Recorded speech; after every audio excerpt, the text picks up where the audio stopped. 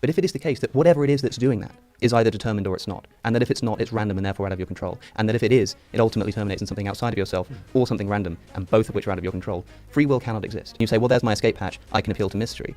I don't think the burden is on me there. I think you were the one who's making the claim that free will does exist, that there is this mysterious property of the universe actually, that escapes this determined or indetermined dichotomy. Religion can make people happier, it can make people more socially cohesive, it can promote people to start families and have children. This is true of most religions. This is also true of Islam, which I'm not sure you would want to say, I don't want to put words in your mouth, but I'm not sure you'd want to say is a force for good in the world.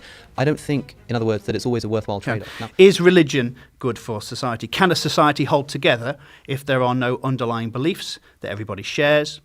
And we're going to be exploring what both of you believe are the most important principles undergirding any civilization. What are the foundations of morality and ethics based on? So without further ado, let's start. I'm not going to go into backstory too much because most people will be aware of who you are, and there'll be a lot of fanboys and girls out there watching. But let's talk about something that, Ben, you have spoken on, and Alex, you have responded to, this idea of the atheist delusion. Ben, could you sort of concisely, if you can, talk about what you mean by the atheist delusion? Sure. So I should start off by saying I don't actually think that it's possible to prove the existence of God. I'm also not a believer that you can disprove the existence of God. I don't think that logical argumentation is going to get you there one way or another, and so I'm not going to try and do that with Alex today, because I think that if people would have been able to provide dispositive proofs, then people would believe them. And if people were able to provide dispositive proofs that God does not exist, then people would be more apt to believe those as well. What I think is an atheist delusion is that it is possible to live ideologically purely in a way that does not rely on fundamental faith principles. When I say faith principles, I'm not going to make the claim that those faith principles are direct from Sinai, or that those faith principles require the New Testament, for example. I'm going to make the claim that there are a bunch of principles upon which we base ourselves that are external to what we know about nature and evolutionary biology, and that many of the things that Alex does in his daily life, for example, are going to be things that rely on principles that are external to a philosophy that would assume a lack of the supernatural, a lack of the extra natural.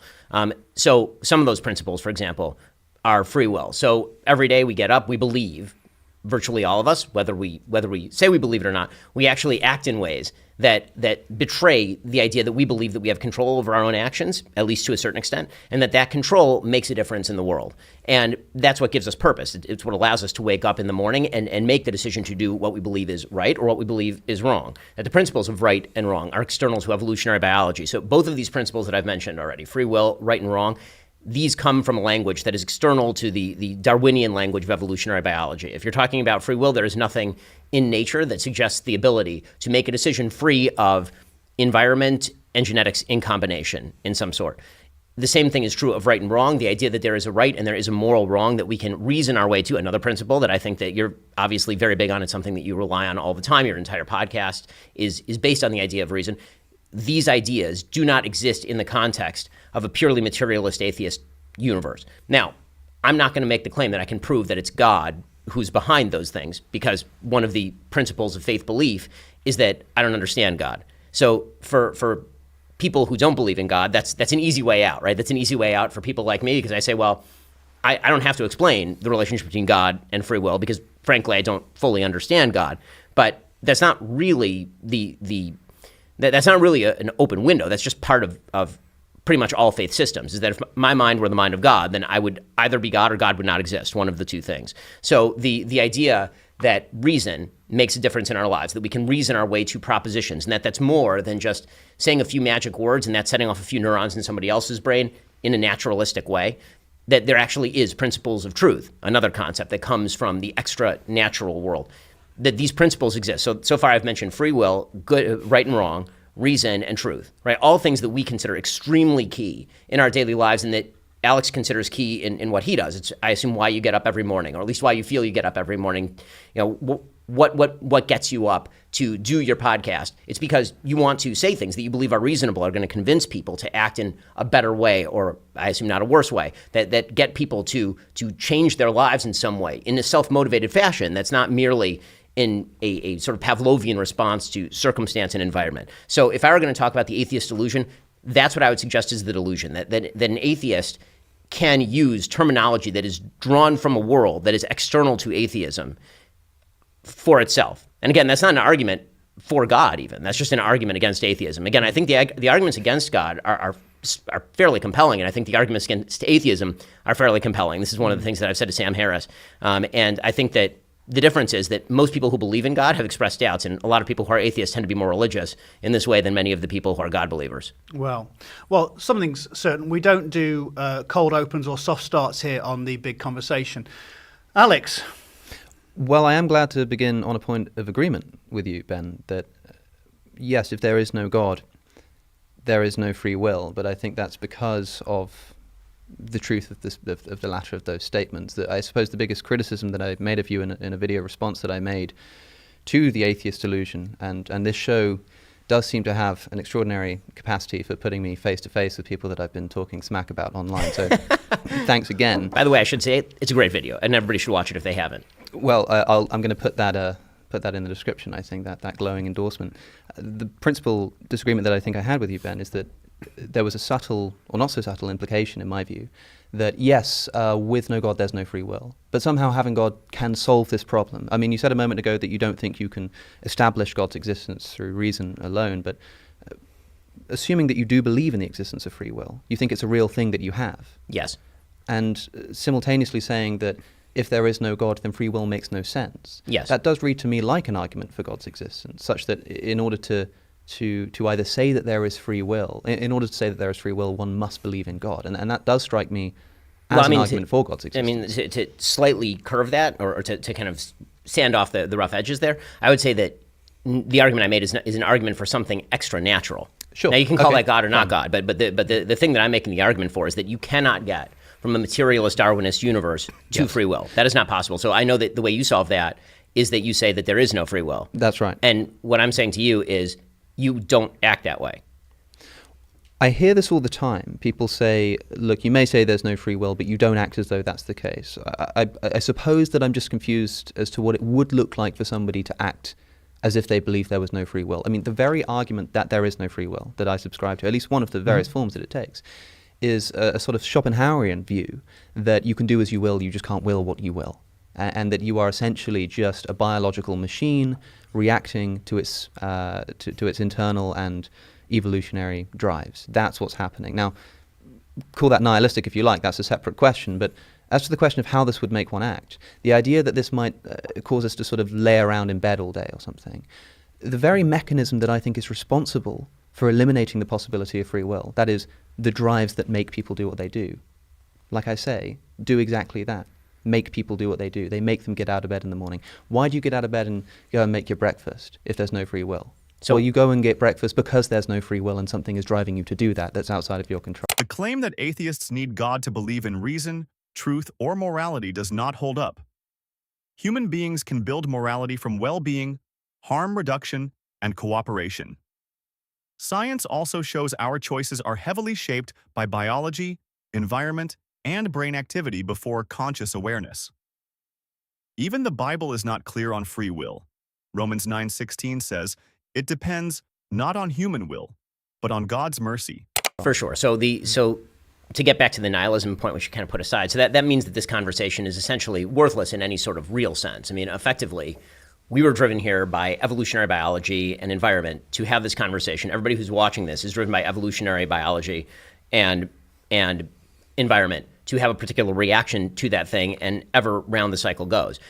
That seems like a very purposeless life. Again, I'm drawing from a realm that is not evolutionarily biologically connected. The word purpose is really, teleology obviously has been taken out of the realm of science pretty thoroughly by atheists and by many people in the sciences, although I would argue that, again, most scientists speak in the realm of teleology literally all the time, and they're borrowing language from the language of teleology, even when they're describing functions of particular body parts, right? The heart pumps blood in order to keep you alive, right? They're constantly using language that's teleological in nature. The real question that I have, and this is what goes to the question that you were asking at the beginning, before the sort of pre-question question, which was the good of religion to society. One of those goods is people believing that their free will matters and this actually is a useful thing. So I believe that it is deeply important for people in society to believe that they have the capacity to change themselves and to make different decisions than what biology would drive them to do. So you say, well, it's biology that drives you to get out of bed in the morning, which is almost Calvinist in sort of the way that it's described, right? It's like you're predestined to get out of bed in the morning, so thus you get out of bed in the morning. But the reality is that we are constantly making decisions as though those decisions make a difference in the universe. And what social science actually does tend to show is that when people believe that they have control over their own actions, that when they believe that they're capable of changing the way that they live, they do make those changes with more alacrity and in better directions than if they don't believe that. If people tend to believe in a deterministic universe, they do act worse. So it may work. This is going to be sort of Straussian in its implications, but that may work for you. You're a very high IQ individual who can somehow reconcile the idea of living a very purposeful life with the idea that actually there's no purpose to anything. But for the vast majority of people, that is not actually how they live. And I would suggest that even in your daily life, you don't get out of bed in the morning thinking, man, my biology is driving me this morning to get on the bike, have a great day, the sun is shining. That's my biology doing this. And I don't think that most people who live purposeful lives, even if they believe that everything they're doing is predetermined by the world around them, by their own biology, I don't believe they actually feel that. They have to engage in what they themselves would term an illusion in order to feel a sense of purpose and meaning in their lives. Of course, but that's what the evolutionary process, in my view, in my worldview, I should say, has done so well, is provide precisely that illusion. I mean, it's not as that, I mean, you say, look, you don't get out of bed in the morning thinking, gosh, look at my biological My neurons drive. are firing, yeah. Of course not, because if I did, then the whole evolutionary purpose that this illusion serves would fall away. I mean, you say that this is a fairly purposeless life, and perhaps the implication is that it's a bit of a depressing one. I didn't come here to inspire optimism in people. I just think it is in fact the case. By the way. It is in fact the case that free will doesn't exist, and we may feel very nihilistic towards that, but as a wise man once said, facts don't care about your feelings. And I will say that the argument against free will, in my view, is based upon something broader than just scientific analysis or empirical research. Rather, we can build an argument, I think, from a law of logic, the proposition that P must either be true or false, and it can't be both, it can't be neither. It has to be one or the other. Now, this law of the excluded middle, one of the foundational precepts of philosophy, we can simply ask a question of any kind of mental activity, and this will be regardless of whether it's material or immaterial. That's what makes this a crucial argument, and an important one, a pertinent one, is that you can ask of that mental activity, is it determined or is it not? That is it determined by anything else, or is it completely undetermined by anything? If it's undetermined by anything, then it's random, and you're by definition not in control of that which is random. If it's determined by something, then it's either determined by something further inside your mind or inside your brain or indeed inside your soul, or it's determined by something external to your brain. If it's determined by something external to yourself, I should say yourself rather than your brain here to rid this conversation of any implicit materialism, exterior to yourself, if that's what's determining the action, then clearly you're not in ultimate control of that action.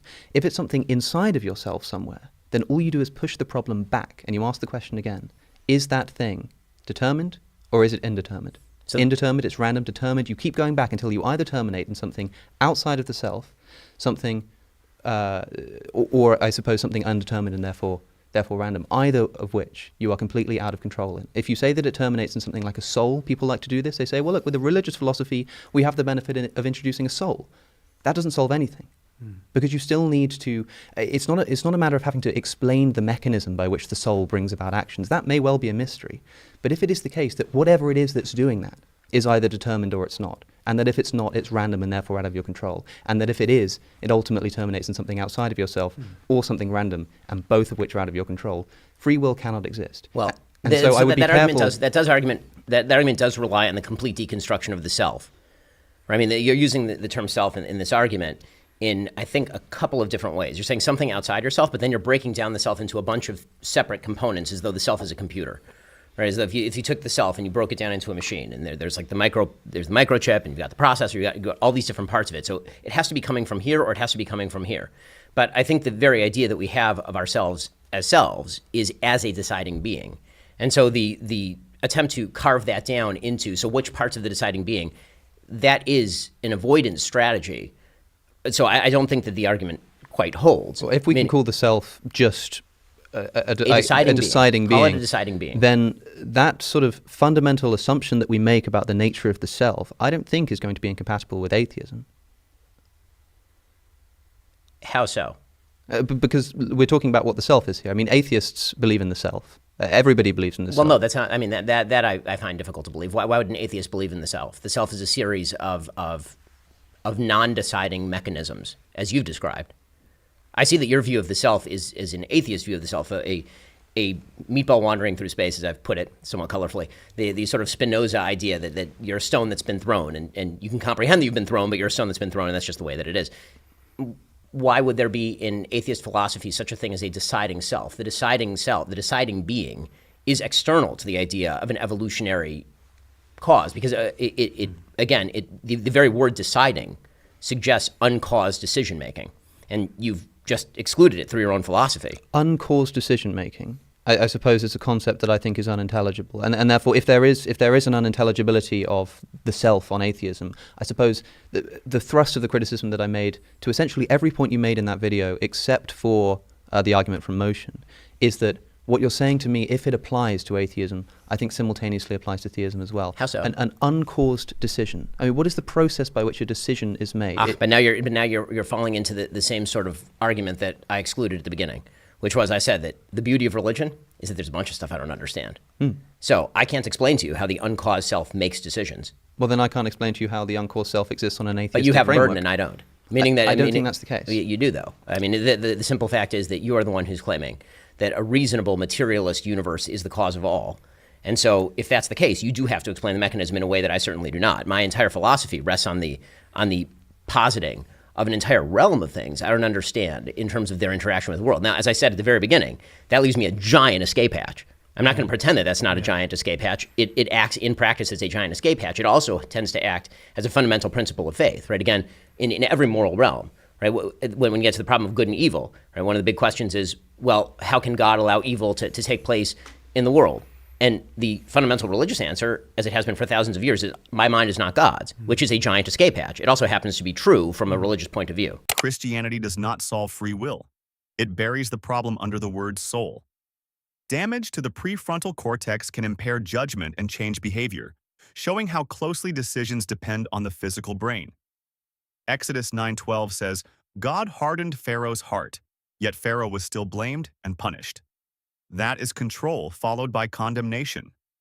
Calling this a divine mystery is an escape from evidence, not an explanation.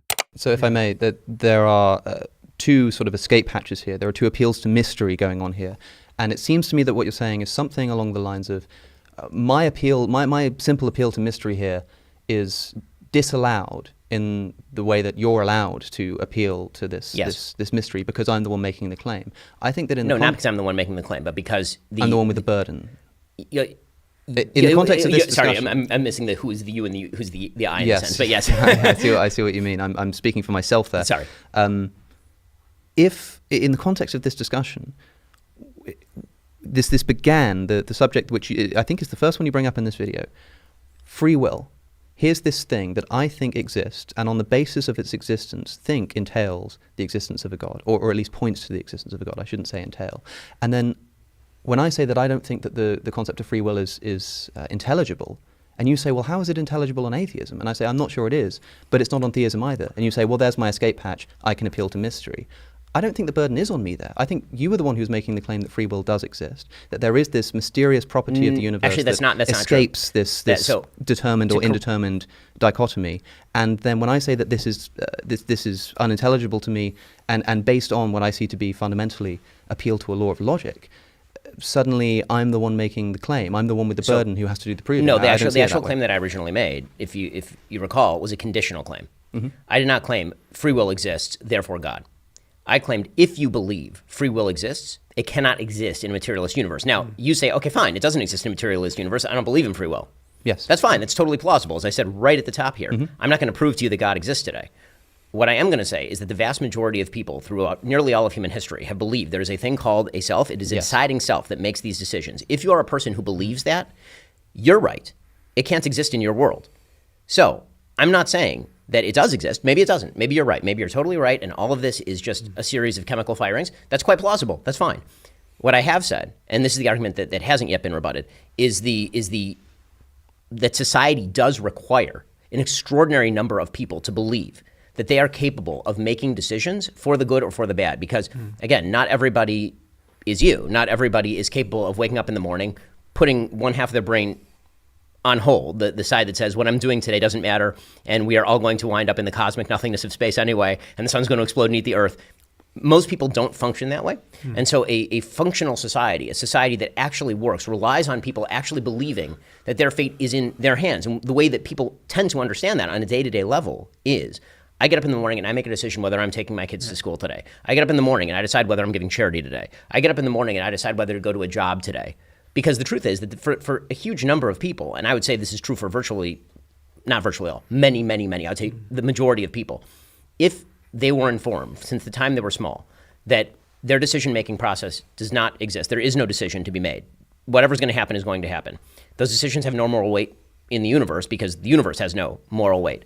There is no way to create a functional society on the basis of these premises. There may be a Platonic world where philosophers can think about this in the gardens of their imagination and feel great about it, but that's not actually how society functions, not for children, not for teenagers, not for adults. Yes. And we're going to go on and talk about that in the second section. I had free will to ask any of the questions I've had written down here, but I just didn't want to. I didn't want to stop either of you. It's been breathless and captivating. I'm sure you'll agree. Before we go to our first break, we are going to go on and talk about society and how morality undergirds society and civilization. May I just say, just I know we're coming to the end of the section, just to close off this moment, that if people listening agree with me that free will in fact doesn't exist, and simultaneously agree with you that free will is somehow necessary for the upkeep of civilization, then I would simply ask them to consider who's relying on the delusion here, Yeah. And I don't mean that as an insult, but you see what I'm saying, right? I totally agree. And so from my argument, you would be, and from your argument, I would be. Yeah. Meaning, I think that you are delusional, there's no free will, and you think I'm delusional in the sense that there is no free will, and yet I believe in it. Yeah. Something like that, yes. Yeah. So for you, Alex, just before we go to the break then, because we're trying to break it down, we've got two insane minds here, really kind of grappling, and I feel as though I've won a prize in a competition just to be here sitting with you both. To break it down for the viewers, Alex, would you say that free will is maybe, if there is no such thing as free will, is it nevertheless a helpful fiction for people, a convenient narrative that we can cling to sort of bat away despair? Precisely why it evolved, in my view.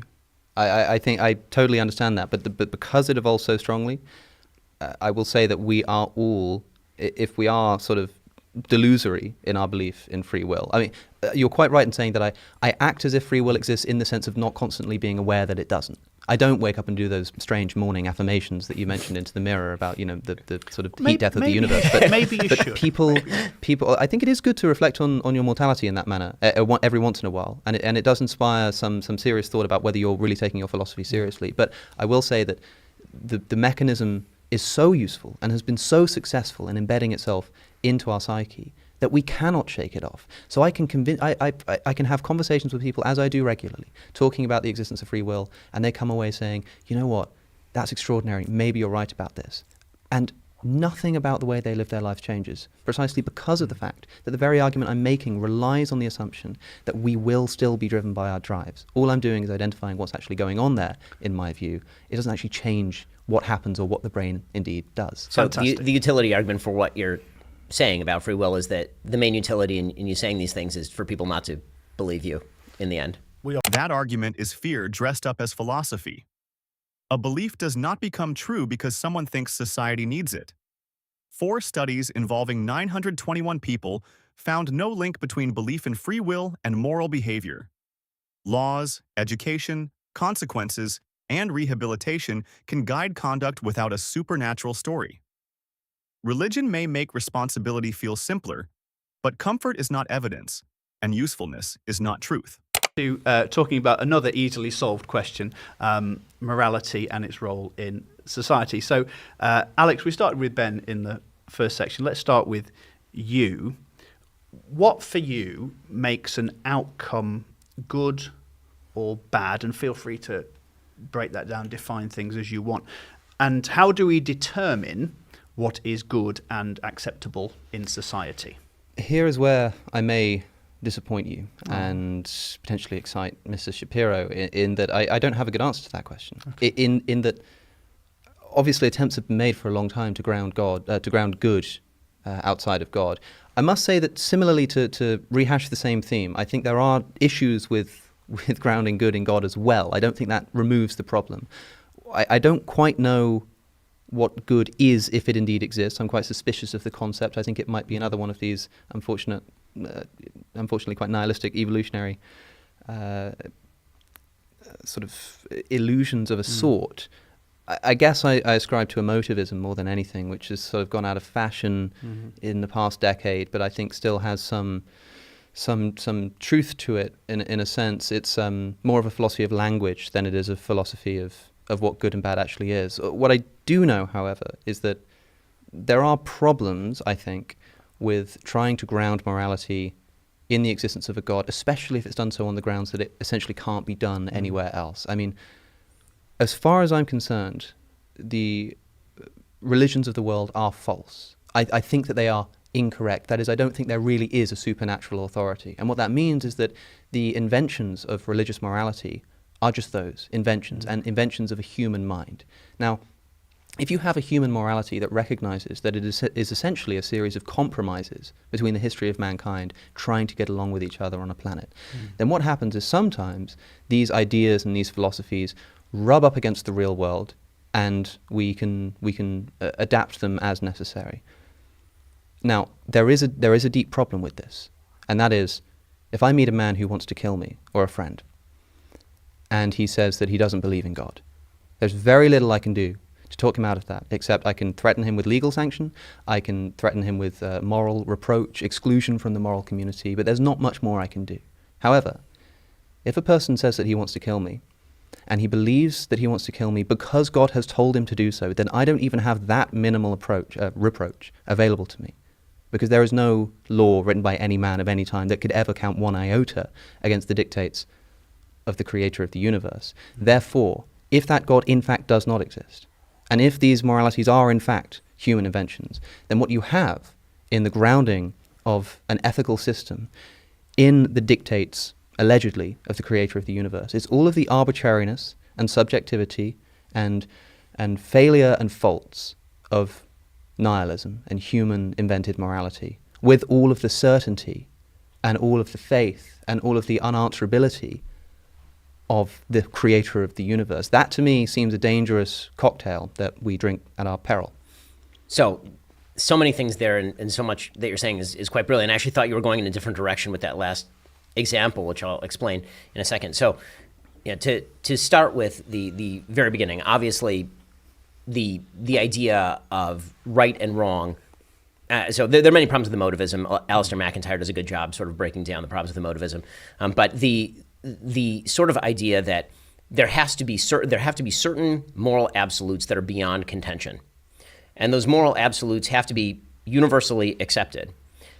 You can ground that, I suppose, in a sort of descriptive universe. The problem is that, to go back to your example, which again I think is a really interesting one, if a man comes to kill me, I think the real question of religion versus non-religion in the utility sphere here is it more likely that a man is going to come to kill you being a devotee of a religion that says that he must kill you, or is it more likely that a man is going to kill you out of self-interest because he is not a devotee of a God who says that killing is wrong?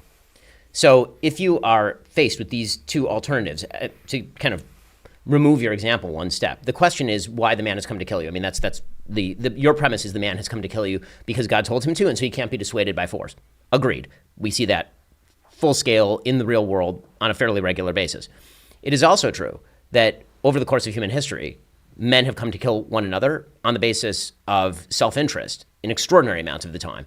Tribal self-interest particularly, having no particular relationship with God, just the idea that I want to kill you over territory, I want to kill you over resources, I want to kill you because you're not a member of my immediate kin family, or because you killed a member of my kin family, and so in revenge I need to kill a member of your kin family. The entire, to borrow from your language, the entire sort of evolution of religion on a utility basis would have been to create moral absolutes that are applicable more broadly than to you and your friends. Any morality that can be created on an individual level is inherently dangerous because you can immediately graft that morality onto your personal self-interest. The entire purpose of religion, whether you want to ground that in evolutionary brain functionings or whether you want to ground that in revelation, the entire purpose of religion on a utility level is to remove morality from the purview of my special interest and to say, here are things that I cannot do, even if they are in my interest, because there is a higher power that says I cannot do these things. I think that a society that does not have these moral absolutes is in deep trouble. A society that refuses to say that there are certain absolutes that cannot be crossed under any circumstances that are universally applicable, it reduces things that we all take for granted, like equal justice before the law, like the idea that the law is supposed to equally apply to everybody, whether they're a member of your family or whether they're not. And there are broad cultural differences in these questions. I mean, to pretend that all human societies have equality under law is obviously not true. It's not even remotely true, actually. There's a very good book called The Weirdest People in the World, all about the idea that we in the West have this sort of ethnocentric view of ourselves where we think everybody thinks like people in the West, but the truth is that because we are Western educated, industrialized, rich and democratic, we have particular views of the world. Those views are drawn from a particularistic tradition. That particularistic tradition is biblical in nature. I mean, it is Judeo-Christian in nature, even if you're just describing European society or American society historically speaking. So the kind of removal of God from the equation, your suggestion is that God makes a person impervious to countervailing responses. And my answer is yes, God does make a person impervious to countervailing responses, including the evils of one's own heart, if you truly believe that God is standing above you, telling you not to do that thing. And again, social science tends to bear this out. People who believe that God is above them tend to give more charity, for example. People who tend to live inside religious communities, within the religious community. And I'm not going to pretend that I think all religions are equivalent in their truth propositions, because I don't. I mean, if I did, I wouldn't be wearing a yarmulke, right? So that's just what it is. Inside religious communities, a lot of social bonds and a lot of social frameworks are built on the basis of this shared belief system. In other words, diversity itself, self-interest, cannot always check self-interest, and it tends to tear apart societies and communities unless there is an orienting goal. That orienting goal traditionally has been performed by church. It's been traditionally performed by the idea that you are serving God together. And because of that, people build these social bonds, including the institutions of police, for example, to prevent people from killing each other, because we now all agree that killing is wrong, and so we ought to have a third party that we can actually give the power to stop that killing. So again, I think that the question of utility here is one of whether you think that the chief danger is that people are going to believe in a God who tells them to kill in God's name, or whether you think that the chief danger is in man's own heart, and that man is going to be driven by his own self-interest. Religious morality has a fatal weakness. Once a rule is called God's will, it becomes almost impossible to challenge. That is dangerous because holy books contain rules modern society has already rejected. Leviticus allows foreign slaves to be owned as property. Deuteronomy commands death for leading people to other gods. Human rights moved forward by correcting ancient religion, not obeying it. Commit murder and then call it something else. I think it's all very well and good when this religious tradition is protecting what you think is good. But as we know, it can do the exact opposite, and it can do so with the same force. Sure. And I suppose the question we have to ask is whether this is a worthwhile trade-off. That is to say, that there may be some social utility in putting our fundamental ethical assumptions outside of the realm of debate. But when those ethical statements begin to inspire what we would probably consider to be less than socially cohesive behavior, there is nothing you can do, nothing to talk people out of them, precisely because that's where they've placed them. And that seems dangerous to me. And it seems, for example, a lot of people talk about how religion can make people happier, it can make people more socially cohesive, it can promote people to start families and have children. This is true of most religions. This is also true of Islam, which I'm not sure you would want to say, I don't want to put words in your mouth, but I'm not sure you'd want to say is a force for good in the world. I don't think, in other words, that it's always a worthwhile trade-off. Now, I agree with you, by the way. Just because you mentioned how the sort of culture of Europe and its success and America is indebted to Christianity. I mean, this is of course true in a sense, but there's been a recent revival, it seems. I don't really know quite how it's happened. I think it's got a lot to do with Tom Holland, maybe. That's the historian, not the super hero. Not Spider-Man. This idea that Although actually he's good too. He's a good actually guy. the great, I wonder what he would have to say on all of this. The Western civilization sort of depends and should be in gratitude to a religious tradition because it provided this kind of ethical framework in which this could have arisen. We hear about the scientific enlightenment. We hear about the grounding of ethics in God, the creation of natural rights, as if these things weren't established in resistance all the way along to the religious tradition. A society that today, I'll expand on this if you like, a society today that decides that religion throughout its history has been wrong about the position of women in society, wrong about the mortal fate of practicing homosexuals, wrong about the position of the earth in relation to the sun, wrong about the age of both of those celestial bodies, wrong about the common evolutionary ancestry of every animal, including the human animal, on planet Earth, wrong about the ownership of other human beings as private property, now has to contend with a religious tradition that doesn't come to us with contrition and apology and say, well, maybe we were wrong about these things. But no, these are all our things after all. We're going to claim these things. That is, I know that St. Paul says, I suffer not a woman to teach, nor to usurp authority over a man. Rather, she should remain silent, for Adam was formed first, then Eve. And that man is the glory of God, but woman is the glory of man. But don't you know that the social justice movement is essentially Judeo-Christian in origin? I know that the Old Testament not only explicitly condones the ownership of other human beings as private property, but gives detailed instructions about exactly how to buy and indeed take them, sometimes including as sexual property. But don't you know that the abolitionist movement was essentially Judeo-Christian in origin? Yes, I know that Galileo was shown the instruments of torture by the Inquisition for having the temerity to suggest that the Earth might orbit the Sun rather than the other way around. But don't you know that the scientific revolution, which he authored, was essentially Judeo-Christian in origin? I'd find it funny if it wasn't so offensive to the people who established these very developments against the very religious traditions that now want to claim them as their own. Okay, so I would buy that, except for the fact that many of the people that you mention in these contexts explicitly counted themselves as religious believers and were speaking in the name of the religion while they were doing it. So to take the abolitionist movement as an example, I mean, William Wilberforce, obviously a tremendously religious person and a big believer in the New Testament. Isaac Newton, obviously deeply ensconced in the New Testament, right? Yeah, certainly important to the scientific revolution. The point about religion, and this is why when I wrote my book, I have to name the title now and plug myself because that's the way that it works. The right side of history. But the reason that I talked about how reason and moral purpose made the West is because I think that one of the fundamental precepts of at least Judeo-Christian religion is that when God gives a text or a set of ideas to human beings, he expects us to use our reason to apply to those texts.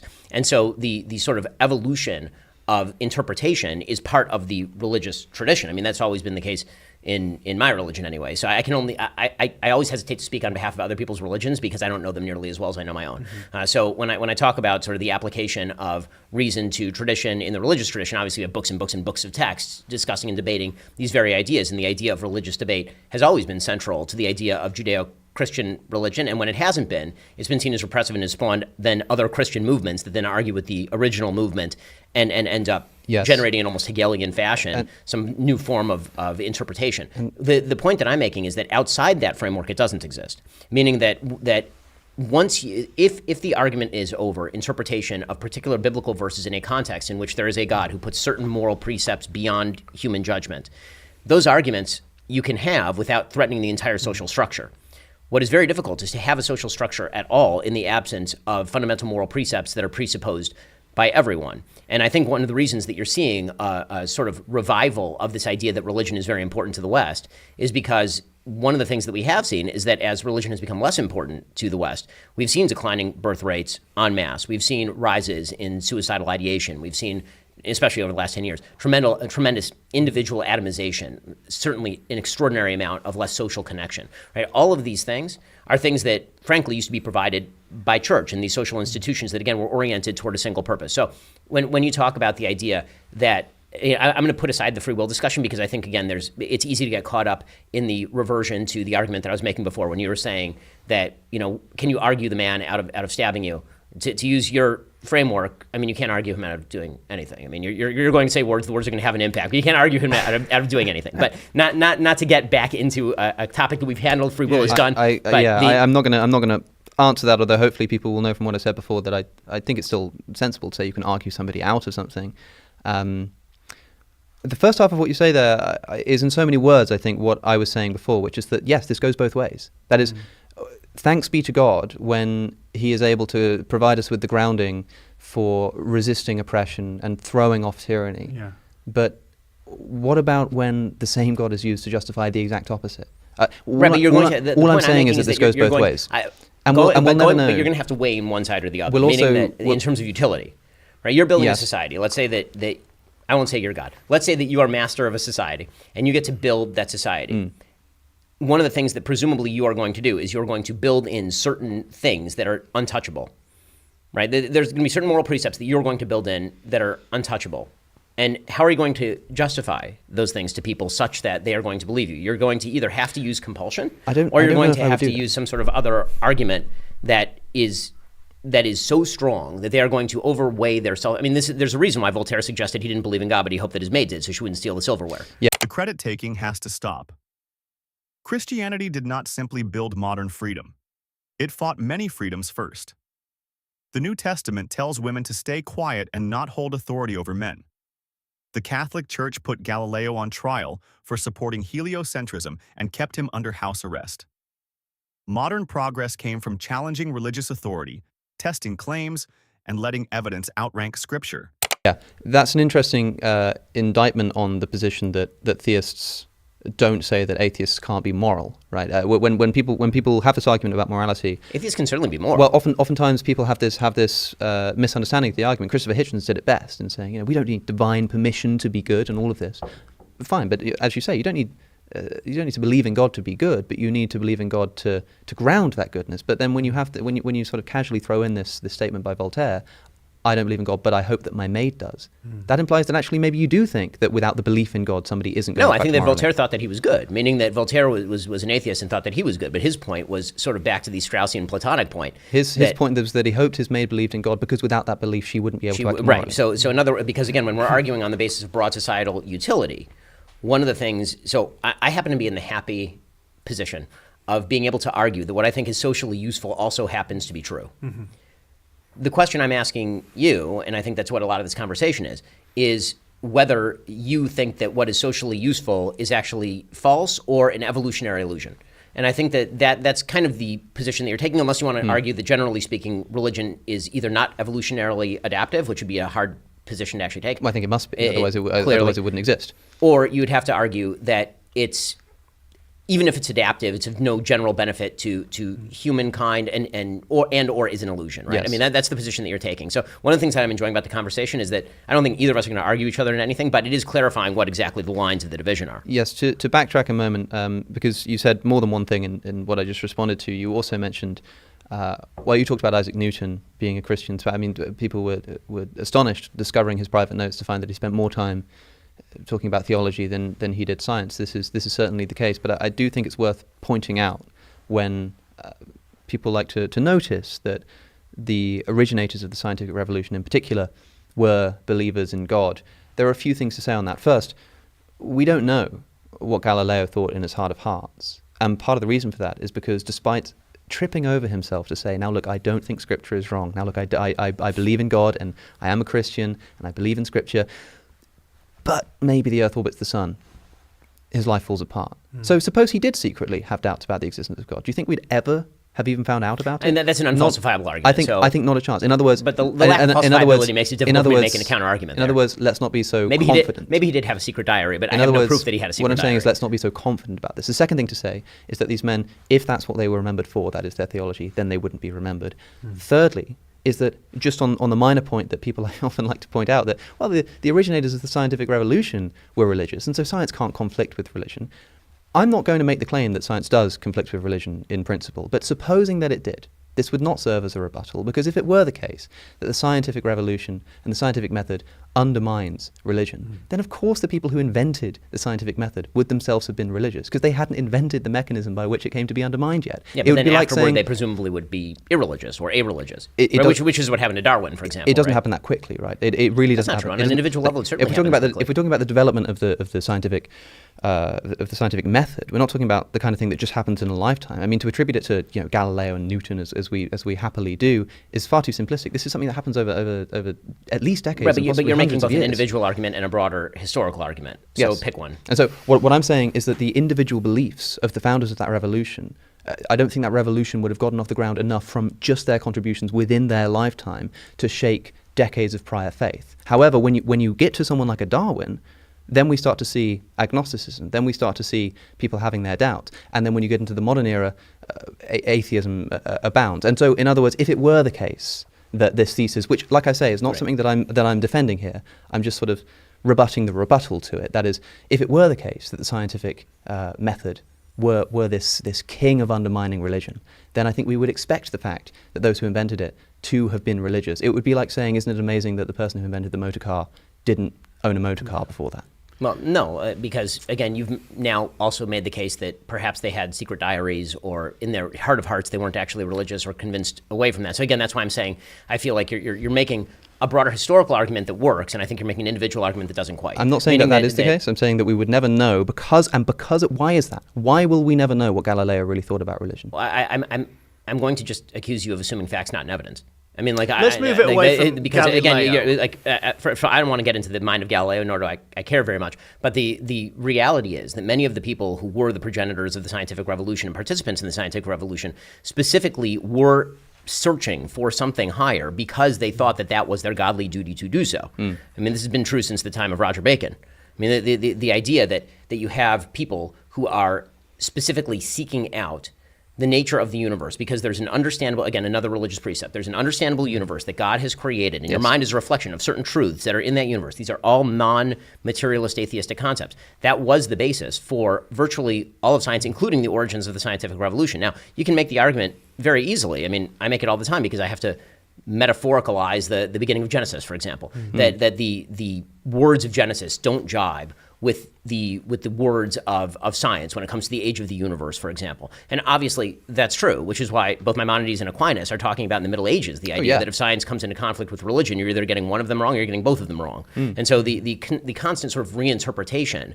of religion in light of the facts that are established by the scientific method, I don't think that that's a rebuttal of religion. And so and more than that, I think that the peculiar idea that religion itself must fundamentally be undermined by scientific discovery, I don't see quite why. Well, I would agree with that. I'm just saying that the rebuttal that's presented to that opinion fairly commonly, I don't think works for the reasons that I've said. Okay, well, let's give you both a little breather, because we're going to go to another break very shortly. We fitted in so much, and I had all these questions, and I haven't asked any of them, and I'm worried now that I'm going to be left unemployed. Before we move on, I don't know if I can have one final word on this Galileo point, because I know it seems quite strange that I'm sort of hypothesizing in this way, but you said that when religion and science come into conflict, either one is wrong or both is wrong. Galileo was wrong about one of these things potentially. What happens if I mean, you can? It's great talking about the utility of his religious belief in inspiring his scientific endeavor, but what happens when the immediate fruit of that is him discovering something which should have been a celebrated idea and instead was suppressed, and he ends up under house arrest in Tuscany for the rest of his life? Why? Specifically because the religious authorities, in their sentencing of Galileo, did not just say that he failed to prove it, did not just say that he was, being a bit of an a-hole in his approach to things, but said specifically because it is false, absurd, and contrary to Scripture. That is why that scientific position was suppressed on specifically religious motivations. And far be it from me to defend the Catholic Church and its crackdown on Galileo. Okay. You've come to the wrong place for that. Using religious scientists as proof for religion is a weak defense. Of course, many early scientists believed in God. They lived in a religious world where doubt could ruin your life. What matters is not what they inherited, but the method they used. Observe, test, correct, repeat. Darwin's path from Christianity to agnosticism shows the real pattern. When evidence gets stronger, religious certainty gets weaker. Yeah, what do you think quickly about that? When we're talking about religion, do we need to be more semantically sort of accurate? Rigorous, yeah. I mean, yes. I mean, again, I'm not here to defend every form of religion under the sun. There are various forms of religion. ranging from things that people in Judeo-Christian tradition would consider pagan to Judeo-Christian monotheism, to the distinctions in Judaism and Christianity, which are substantial, obviously. And so, I do believe that there are right forms of religion or righter forms of religion than others. If I didn't, then I wouldn't be a particularist in my religious practice or my religious belief. And so I do think that you're right to sort of boil down the question so that people don't end up defending things or be forced to defend things that they wouldn't defend. I mean, you mentioned before Islam. I'll say more radical forms of Islam because, again, I'm one thing that I tend not to do as a religious believer is simply take people's texts at sort of face value because the reality is that very few people in religious circles take their text at like I can just pick up a Bible, read it, and now I know everything that's going on in the Bible value. That really is not how the practice of religion works. I tend to actually judge faith by faith practice, more so than I do by trying to read somebody else's book and then figure out exactly what they're saying. Because I've seen people do that enough to my religious practice to sort of object to it. But yeah, of course, I think that you would have to talk, if you're going to talk about the value of religion, you should be more specific. I will say that the value of religion more generally, if you were going to talk about it in just general terms, meaning belief in supernatural things that can't be explained by a materialist universe, the social cohesion point would be the best case in favor of religion, is that virtually every study ever done has shown that social cohesion relies on a common orientation among people in order to build commonality between people. There are really only a few structures in human history that do that. One is a kinship structure. The problem with kinship and tribal structures is that they pretty quickly devolve into tribal warfare upon other members of different tribes. One of the things that religion has done is an attempt to universalize that beyond the immediate sort of tribal self-interest that we discussed a little bit ago. And again, pretty much universally, social science suggests that many of the institutions that we hold dear that shape us, that provide us social support, that provide us friendship structures, marriages, that a huge amount of this used to happen anyway inside of these traditional religious structures, and there really has been nothing to replace it. And so the sort of breakdown of those structures, you could make the case, I suppose, for the breakdown of those structures, but there's been pretty much no replacement for those structures in secular society, and it's creating some pretty significant strains on societal bonding. Great. I suppose I do have two things to say. I'm going to ask you, I want you to say both of those things, but I want to ask you, Alex, can secular societies potentially achieve the same level of social cohesion as religious ones? Potentially, maybe. I don't know. That seems to be an empirical question, insofar as we can have empirical data on social cohesion as a subject. I wanted to, I suppose, in response to that question, mention the history of the United States as a constitutionally secular nation. Presumably the discussion there devolves into whether America can be described as a Christian nation or not. But based on what you just said a moment ago, before we maybe get into that, you said, of course, we need more specificity is hardly ever worse than less, and that you're not trying to defend all religious traditions. And then you say, but look, this idea of there being a God and there being an unalterable authority and a moral author of the universe is itself valuable, and without it, there are all kinds of societal discohesion comes about. In that case, for example, I wonder, and I hope it's not a crude question, and it's one sort of stemming from genuine interest. Would you rather your child comes to you and says, I think I'm going to convert to Islam, or said, I don't think I believe in God anymore? As a Jew, I'm fairly indifferent on the question, meaning that my priority is for my child to remain a Jew, and which direction they go from there is of much less interest to me than staying inside the religious tradition that I believe is correct. Okay, maybe I should rephrase to say, suppose that half of the U.S. population immediately, right now, and half of let's say half of the Christian population. So it's not to do with Judaism, and it's not to do with your own family. Half of the Christian population in the United States are immediately going to convert today to atheism if you press this button, or to Islam if you press this button. Which one would you press? So I'm going to ask for more specificity Sure. in line with the conversation. So which form of Islam are we talking about, and which form of atheism are we talking about? Because they come in various strains. But meaning, like, if we're just starting from the premise of no God or Islamic God, that actually is not enough information. Because as I say, I'm not judging people based on their faith propositions nearly as much as I am based on their behavior, which I think they base on faith propositions. Well, let's say this is the only thing that changes. You press this button, half the Christian population become convinced that there is no real God of the universe. Everything else is is random. Whatever you might, because what we're discussing here is essentially what are the implications of such a worldview? Right. What are the implications of atheism, which is just the disbelief in God or the belief that there Do is people have not one. memories? Sorry, in this hypothetical, do people have memories or they don't have memories? Because this makes a difference. They have memories. Okay, fine. So then probably in the West, atheism, as opposed to a more radical form of Islam. That's why I was asking for specificity. Well, Because they're more the moderate button on the forms. right-hand side was going to be that they just become convinced that Muhammad is the final prophet of God. Right. That's it. And again, I was going to ask for more specificity on that because I know many moderate Muslims who are not radical in the implication of their faith, as opposed to some who very much are quite radical in the implications of their faith. So, but let's, if you don't mind, I'm going to set up your hypothetical in a way that I think is more clarifying for me Please. anyway, and that is button on the right is radical Islam, like Taliban style Islam. Okay. And button on the left is don't believe in God.